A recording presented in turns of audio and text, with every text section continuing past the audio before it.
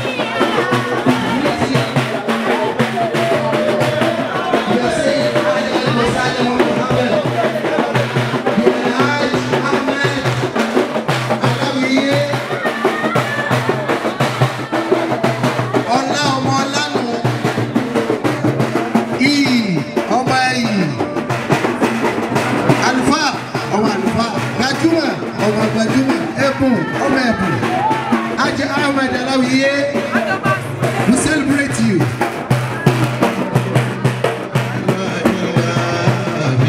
We all celebrate you, Alahji Ahmad Alawiye, on your wedding jubilee, 50th birthday. You most welcome, Alhaji.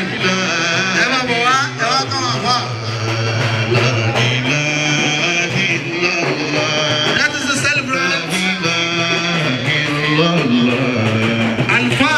Alahji Ahmad Sheikh Ahmad Alawiye.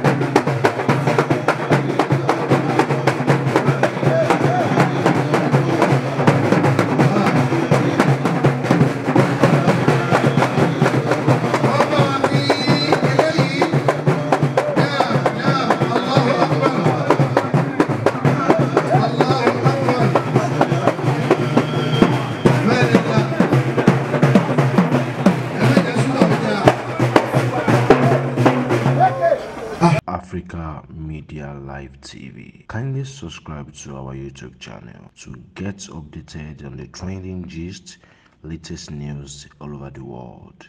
Like our page, subscribe, and share with friends. Thank you.